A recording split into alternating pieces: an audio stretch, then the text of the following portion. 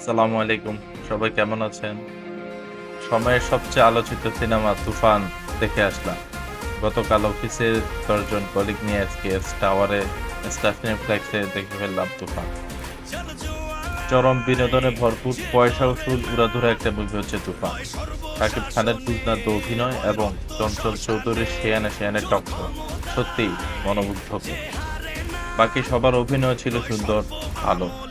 প্রত্যেকটা ক্যারেক্টার একেকজন যথেষ্ট ভালো অভিনয় করেছে।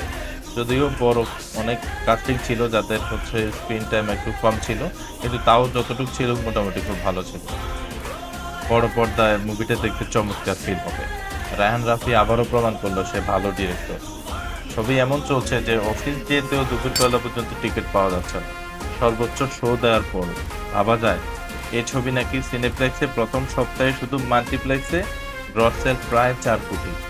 তাহলে এবার চিন্তা করেন ১২৯ টা সিঙ্গেল স্ক্রিনে কি অবস্থা। সত্যি এই ছবিতে শাকিব খানের অভিনয় ছিল আসলে দুর্দান্ত। কারণ শাকিব খান হচ্ছে গত প্রায় ২ বছর ধরে ওর হচ্ছে অ্যাক্টিং এ মানে অনেক একটা ম্যাসিভ একটা চেঞ্জ এসেছে। করে হচ্ছে লিডার আমি বাংলাদেশ, তারপরে প্রিয়তমা, তারপরে হচ্ছে রাজকুমার, এরপরে হচ্ছে এখন তুফান।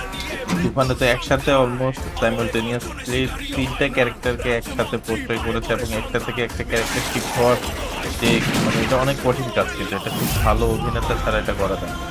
সে অভিনয়টা সে উতরে গেছে এবং চমৎকার অভিনয় করেছে শাকিব খান। সেই সাথে চঞ্চল চৌধুরীর অভিনয়ও চমৎকার লেগেছে। মানে সেয়ানে সেয়ানে টক্কর যাকে বলে আরকি।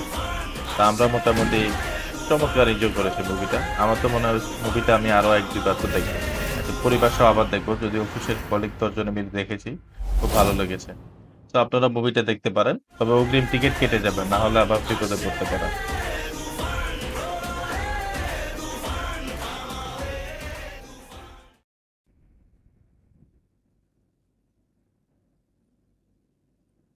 এটা হচ্ছে আমরা যখন মুভি দেখতে ঢুকলাম একদম শুরুতেই ফার্স্ট এ আমরা ঢুকেছি ভিতরে। আস্তে, আস্তে সবগুলা সিট ফিল আপ হয়ে যায়। হাউসফুল শো যায়। অলমোস্ট সবগুলা শোই গত মানে ঈদের পর থেকে মোটামুটি সবগুলা হলে মাল্টিপ্লেক্সে হাউসফুল যাচ্ছে। এখানেও হাউসফুল ছিল। এই যে মুভি শেষে আমরা বের হচ্ছে এখন। মোটামুটি চমৎকার মুভি একদম টোটাল এন্টারটেইনিং একটা মুভি ছিল। টোটালি এন্টারটেইন হয়ে বাসায় যাচ্ছি। তো সবাই ভালো থাকবেন।